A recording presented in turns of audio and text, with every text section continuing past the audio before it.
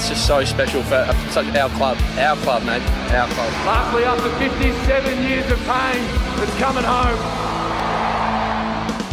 Hey there, TJ here, and welcome to Yeahthedees. This is episode 8, and we're looking back at round 4, Melbourne versus Geelong. This match happened at the MCG on April 11th. We're 3-0 and Geelong are 2-1, coming off 2 games decided by under 5 points. Now, coming into this game, we'd only won 2 of our last 16 against the Cats, one being the 2018 elimination final, and the other, the big momentous day where we beat them down at Kardinia Park in 2015. We played a trilogy of games against the Cats in 2021, so this one being the first, let's call it a new hope.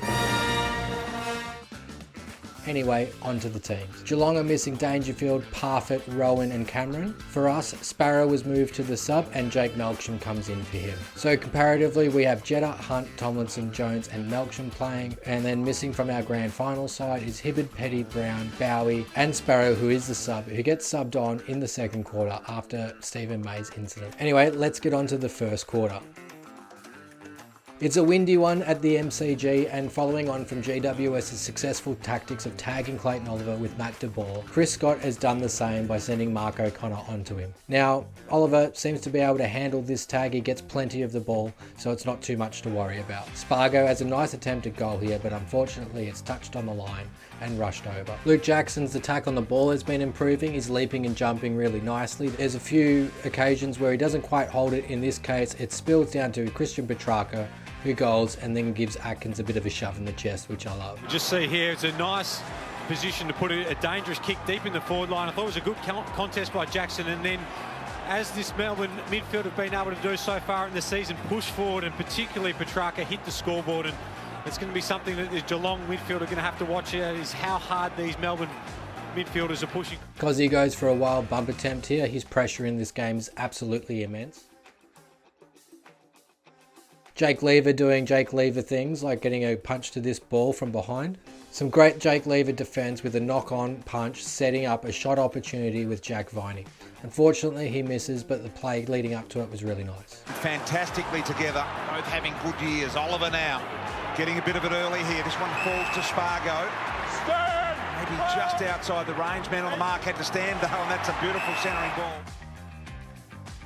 Jaden Hunt is giving us a bit of run through the middle. I love his run and carry. We're really controlling the game in the first 5 minutes, but not really getting reward for effort. The Cats score their first 8 minutes into the quarter. After that, Jake Melksham's in the middle, and I really like his effort here. Yep, exactly. There's another example. So make it 6-0 for the Demons. In the clearance work, Atkins had a little bit of a fumble. Melksham through. Welcome back, Jake Melksham as well. Christian Salem has a brilliant tackle in this moment. I really like Christian Petrarca's effort here. After he kicks the ball and it gets smothered, he follows up and tries to make amends. Really well, Clayton Oliver. Petrarca used the ample body. Neat ball, they're away. Tom McDonald's found some space, and Fritsch, who's been everywhere, will give them another set shot, although Fritsch wanting to get it into Nate Jones. Nathan Jones kicks our second goal for the quarter, and I really love how the team all got around him. That's a great kick. So Melbourne a lively start here.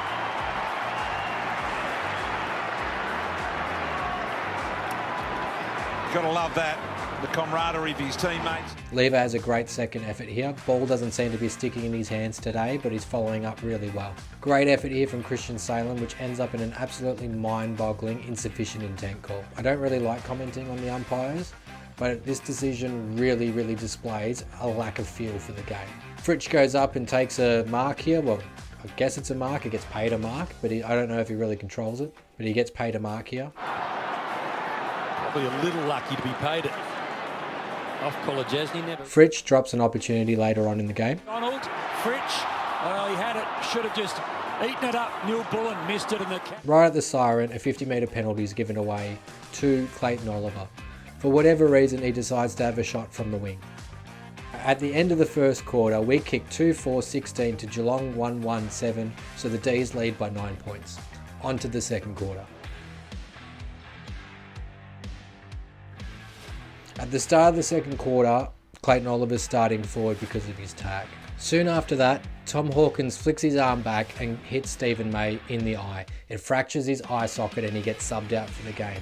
Now when this happened, I thought for sure he would be out for 5 to 6 weeks. He had 1 week off and came back in round 6, which is absolutely unbelievable. It just shows how tough Stephen May is. While Stephen May is lying on the ground, we get the ball down the wing and Fritsch kicks a goal. He'll go on to kick 2 more this quarter. He plays on. Melksham was going to go, but left it to Fritsch. It was nicely done. Good at one end, not so at the other. With May subbed off, Tom Sparrow comes on and Adam Tomlinson moves on to Tom Hawkins. Max tries to claim a mark here. That's definitely not a mark. There's at least 2 hands on it before he gets it. Charlie Spargo out Joel Selwood by ducking into his tackle and getting a free kick. Unfortunately, he kicks another point here. He's got 3 points already for the game. There is some beautiful running carry down the wing. And now ripping it away is Lever. Little one high, but still managed to get boot to ball, and it works for them as Viney's waiting for the arrival on the wing. Try to draw the player wide. Eventually might go there. Does now. Good stuff. Carrying the footy here for the Demons. McDonald's back to Viney. Viney looking for Gawn. He's one-on-one with Henderson. Couldn't hands on it.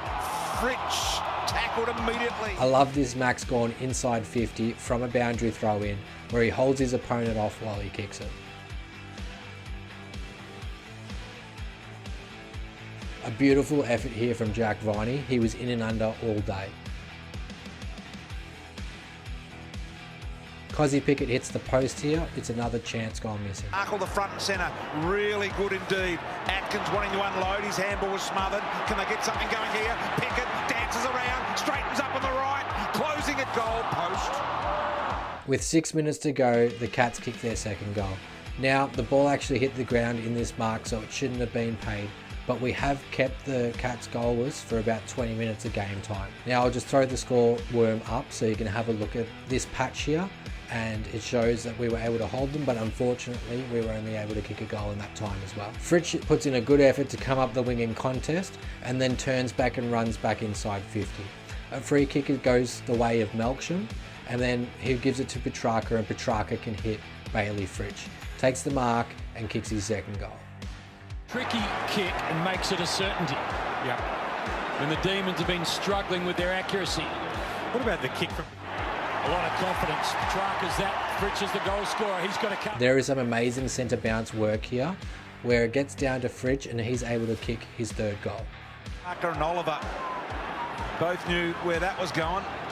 Well done by Max Gawn to sort this out. Oliver squirts it up forward. Pickett magnificently worked off the pack. Gives the little one here. And this is an opportunity. He's kicked 3 Fritsch. Neville somehow gives away a free kick for a dangerous tackle here, which leads to another free kick when Brayshaw shirt fronts Joel Selwood just after he's kicked the ball. So Jack Henry gets one back for the Cats. Now Jake Lever pulls everybody in defence into a huddle and has a chat to everyone, tries to calm everyone down. Jake Lever is really showing some great leadership skills here. With about 45 seconds to go, there is some great work from Christian Salem here to try and get it to Petrarca. With the quarter dying, Geelong kick it out on the full. Hunt sends it back into 50 and Christian Petrarca is able to score with 4 seconds left on the clock. Seems a bit familiar to round 23, but we won't get ahead of ourselves. Plays on, gets the maximum journey, puts it into a really dangerous spot. Jackson can't get loose. Opportunity now at ground level. Fritsch again. He's kicked all of Melbourne's goals in this quarter. Gives it to Petrarca round the corner. He's kicked the cup on the siren sound. So we kick 4-4-28 to Geelong's 2-2-14. Melbourne are leading by 23 and we won that quarter by 14 points. So at half time, it's 14 scoring shots to 6. We're dominating but not putting them away. Alright, on to the 3rd quarter. So Oliver's starting back at the centre bounce, standing about 15 metres away from where the contest starts. This is because he backs his explosive pace to be able to beat Mark O'Connor into the contest after the ball is bounced. There's an amazing holding the ball call here from Viney as he moved up from half forward.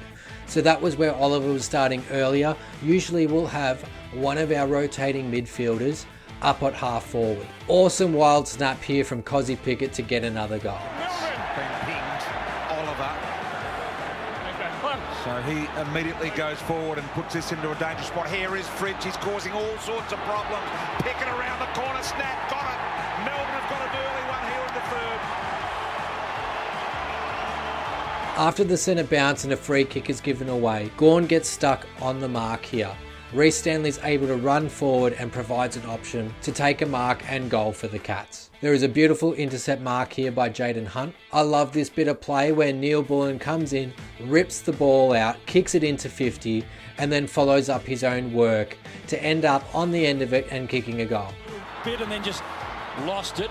Spargo, Jackson, low ball. Neil Bullen fires, goals. Yes! There is a beautiful inside 50 effort here from Clayton Oliver to get it to Jake Melksham. Unfortunately, he hits the post. Rivers to Oliver. Clayton Oliver today, 15 touches of the footy. Kick is low and hard and finds Melksham on the lead. A really important mark in a moment here from Luke Jackson on our defensive 50. So we got to 30 points up in the third quarter, and then Geelong go on a run and kick the next 3 goals. They get a bit of momentum, but this is the only time in the entire game they actually kick back-to-back goals. There is a gutsy mark here by Trent Rivers with the flight of the ball. How good's this mullet? Like really, it's pretty epic. I really like the little cheeky work here from Oliver to kick this ball up, and then also Tom Sparrow being able to hit this ball on. It's just a bit of smart footy. After 3 goals from the Cats in a row, we're now 12 points up. Gawn kicks an unreal goal here where he launches it from the centre square. Luke Jackson and Henderson can't get a hand on it and it rolls through for a goal. Pretty great stuff. So it's back to 18 points with 2 minutes to go, and Isaac Smith gets one more on the board. So we kicked 3-1-19 to Geelong's 5-0-30. So Geelong won the quarter by 11 points, but we're still leading by 12. So on to the fourth quarter. We have a centre bounce clearance here, which is quite good, but unfortunately the kick actually goes out on the full. Close out another tight one. Atkins spins, Petrarca steals, kicks, long ball, it's offline, Jackson and Henderson. Viney gets a dangerous tackle free, which leads to an inside 50, and then the ball gets punched out and we get an insufficient free kick free here. Now this is actually where the free kick should be, because the player actually made no effort at all to keep the ball in, and he wasn't punching in a contest. Ed Langdon goes on to kick a goal from this position. And it is now 18 points the difference, and here comes the rain.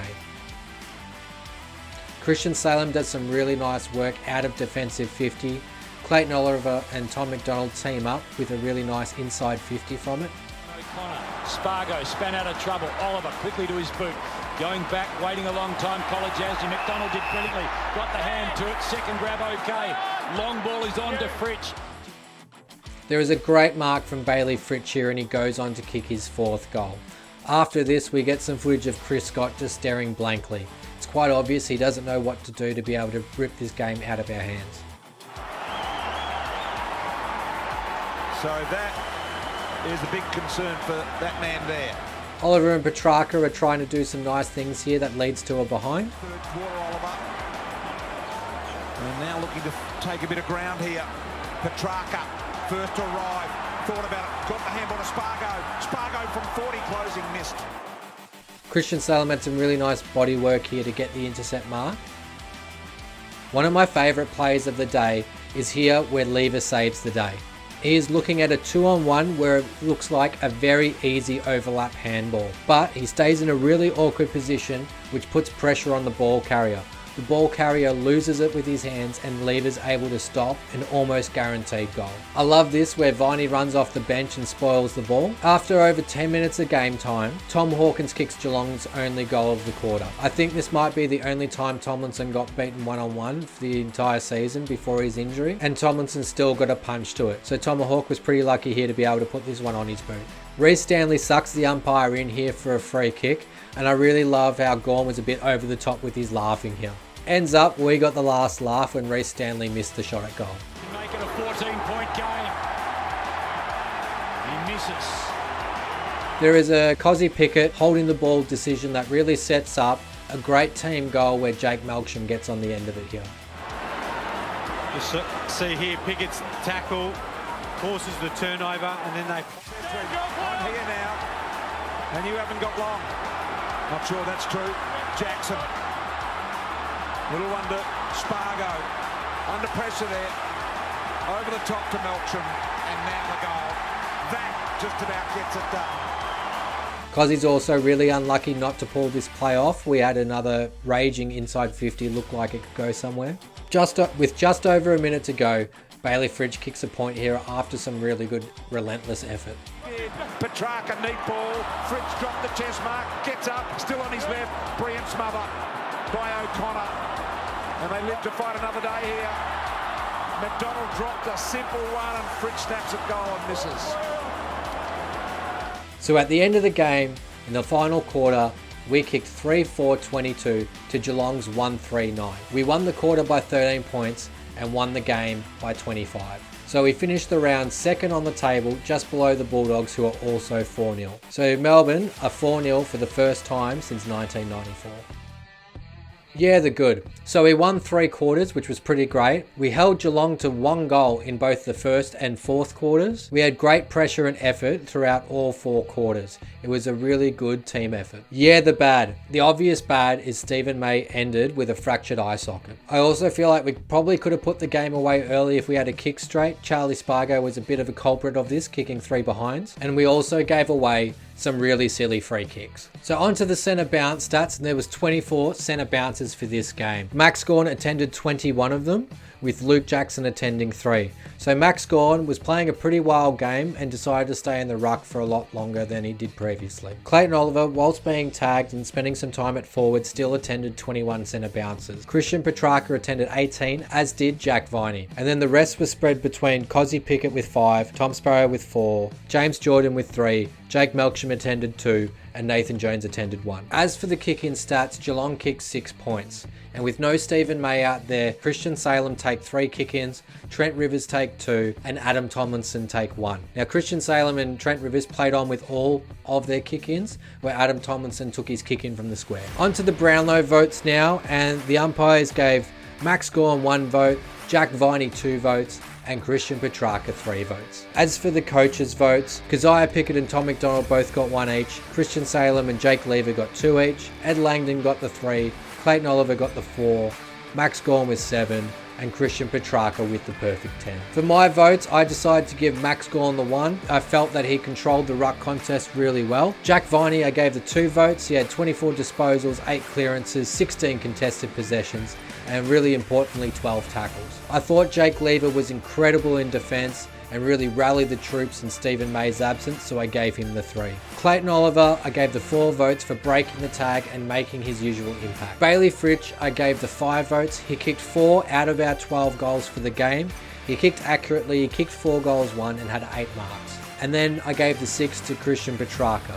He had an incredible game, kicked 2 goals, 2, had 36 disposals, 8 inside 50s, 10 score involvements, and 15 contested possessions. I felt that Eddie Langdon, Cozzy Pickett, Adam Tomlinson, Trent Rivers, Neil Bourne, especially Christian Salem, all played notably well. And on to my 3 favourite goals for the game, with bang, bang, bang, bang. 30 seconds left.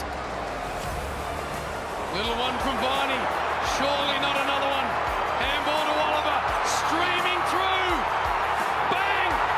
Bang, bang, bang! So my 3rd favourite goal was Bailey Fritsch's goal after the centre bounce clearance with 2 minutes 51 to go in the second quarter. It goes a long way, but Geelong has struggled in this area like we spoke about earlier. I think they're 18th at stopping goals from stoppages, and this is another one. I think it's the 2nd for the day. Yeah. My 2nd favourite goal was Alex Neil-Bourne's goal, where he was able to get the inside 50, follow up the ball, and then kick a goal. Quick kick comes in, and I thought it was a really good contest from McDonald just to get the ball to ground, and then fantastic spot by Spargo to get front and centre, and then have a look at the intelligence here, the underground handball from Pickett, and a great snap. My favourite goal was when Gawn went bang from the centre square with 2 minutes to go in the 3rd. Ended up kicking the goal out of all of this, but Nick, you're the coach of each side. In 2 minutes, you're going to be addressing your players in a sentence for each side. What would you say to them, Melbourne first?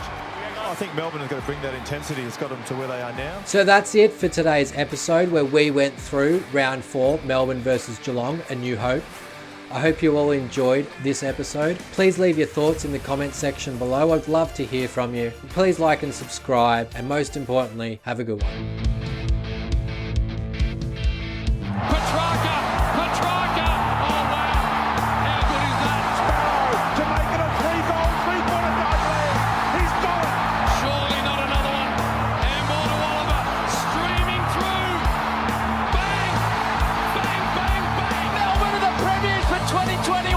it's just so special for such our club, mate, our club. Lastly, after 57 years of pain, it's coming home.